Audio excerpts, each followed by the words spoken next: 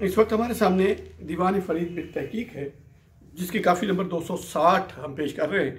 आगे 11 काफ़ियाँ हैं, तो 260 नंबर काफ़ी जो है इसके मिसरे 25 हैं, अल्फाज इसके 130 हैं और ये मियाँ की मल्हार में है। अब मल्हार राग पर हम पीछे बड़ी तवील बात कर रहे हैं, आगे भी इन पर हम बात करेंगे। और गालिबन इसको मियाँ की मल्हार कुछ लोगों ने इसलिए भी कहा कि मल्हार तो अपनी जगह पर था, लेकिन कहा जाता है कि उस्ताद तान हुसैन ने जब इसको गाया तो फिर उसके बाद ये उनके नाम से मशहूर हो गया कि ये मल्हार फ़लाँ की तो फ़लाँ तरह की है, लेकिन मियाँ की मल्हार जो है ये उसमें है। और आप कह रहे हैं कि वही इश्क में रोना धोना है और वही गिरिया व फरियाद है, और वो उस दोस्त को कह रहे हैं कि मेहरबानी फरमा आप ऐसा तो ना करो। वसोवी अखियाँ घंघोरा ला के, मिसरा इसका भी वही है और गज़ल की hayत में है। पिछली काफ़ी भी गज़ल की hayत में, वो जो ख्वाजा साहब ने 35 तजर्बे किए हैं गज़ल की hayत में, ये भी उसी का एक शाहकार है। मिसरा मतले का इसका भी एक ही है।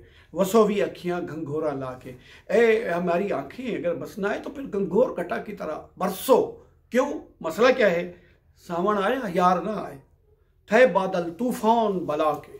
सावन का महीना आ चुका लेकिन दोस्त तो नहीं आया, और ये देखो बला के तूफान आ गए हैं बादलों के।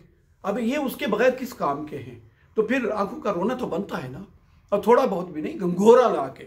और आवण कह गए वल ना आए, दिल नो मुफ्ती चोट चला के। वो तो मुझे कह के गया था ना कि मैं आ रहा हूँ, मैं आया, जा गया और आया, बस यूं मुझे आया समझो, लेकिन वापस तो नहीं आए।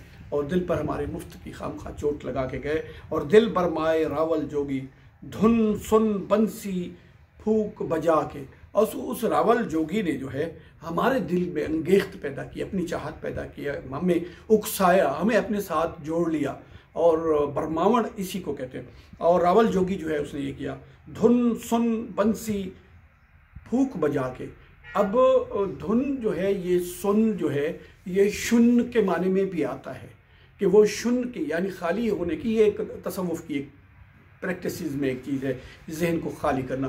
कि मैंने उसकी शुन की धुन जो थी वो सुनी, या सन समाद या शुन समाद जो है वो लगाते हैं कि अपने जहन को खाली करने की कोशिश की जाती है। तो ये भी योग और तसव्वुफ के मराहिल में एक मरहला आता है कि जब तक आपका दिमाग खाली नहीं होता तो मुर्शिद की तरफ से क्या आता हो। जब जहन में आपके अला बला अलम अलम सब भरा हुआ है तो मुर्शिद ने उसमें क्या डालना है? फिर वो एक प्रैक्टिस कराई जाती है जिसमें कहा जाता है कि अपने जहन को खाली करो, तो वो शून्य कहलाता है। तो धुन शून्य है या सुन्न है, सुन कर है या शून्य की है, फूक बजा के। और उसे कहा जा रहा है महबूब को, इतना जुल्म मुनासिब नहीं, पहलू अपना यार बना के। ऐ दोस्त ये क्या कर रहे हो? पहले तो आपने हमें अपना दोस्त बनाया और फिर उसके बाद इतना ज़्यादा जुल्म कर रही हो, ये आपको जचता नहीं है, आपको ऐसा नहीं करना चाहिए। जब आपने हमें दोस्त बनाया तो फिर जुल्म को तो रोको। जो जुल्म करना है तो दोस्त ना बनो, तो दोस्त बनाना है तो फिर ये जुल्म ना करो। और रोह जबल विच मारू थल विच, मारू गया परदेस रुला के। और वो रोह जबल में यानी पहाड़ों में, और मारू थल यानी जो है जानलेवा सहरा में मुझे अजाब देकर चला गया। और ये दूसरा मारू जो है, वो मारू थल जो है वो है जानलेवा सहरा, और दूसरा मारू जो है महबूब के मानी में है। विच परदेस, परदेस में मुझे रुला कर सरगर्दान करके चल दिया। और जोगण थी सा जो गेण थी सा, जो गेण थी सा मुल्क ढूंढे सा, वैसा अंग भभूत रमा के। मैं जोगन बनूंगी, उसके पीछे जाऊंगी, मुल्क उसको ढूंढूंगी, मैंने उसकी तलाश से बाज नहीं आना।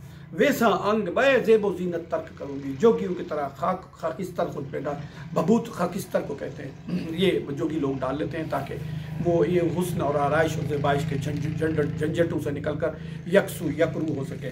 और मारू मुल्क मलहीर द मालिक, लड ना जावी झोंक वसा के।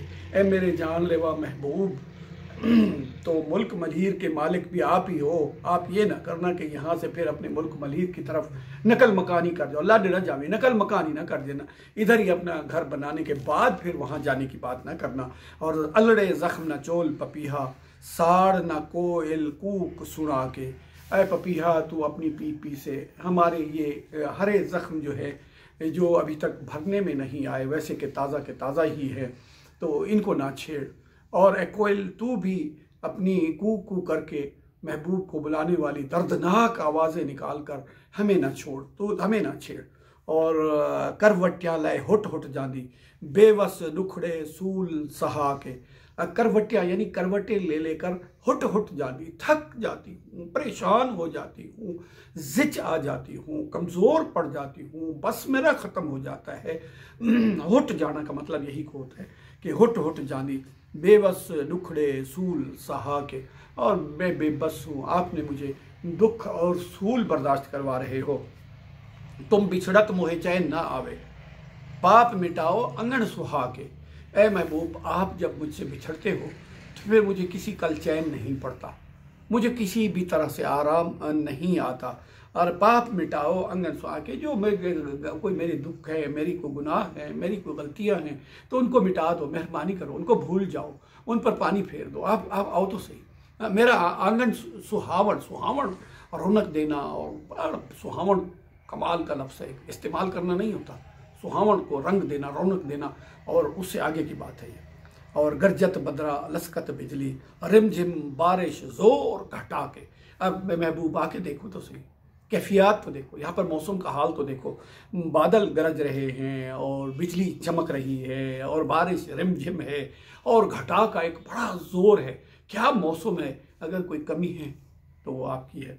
साजन बाज फरीद है जीना, मुश्किल ऐसे बार उठा के। फरीद उस महबूब के बगैर, साजन के बगैर बहुत जीना, ज़िंदगी बहुत मुश्किल है। ज़िंदगी कैसे की जाए, ज़िंदगी का क्या मज़ा है, क्या लुत्फ़ है उसके बगैर। और मुश्किल ऐसे बार उठा के, ये बोझ उठा के जीना तो बहुत ही मुश्किल है। मोहतरम, यहाँ पर ये काफ़ी ख़त्म होती है, आगे 11 काफ़ियाँ बाकी रह गई। इंशाअल्लाह दुआ कीजिएगा कि आज की तबीयत की नासाजी के बावजूद हमने ये कोशिश की है आपको, आपकी खिदमत में ये काफ़ियाँ पेश करने की। तो इंशाअल्लाह अगली 11 काफ़ियाँ भी पेश करके हम कोशिश करेंगे हम उस बारगाह में सुरखरू हो पाए।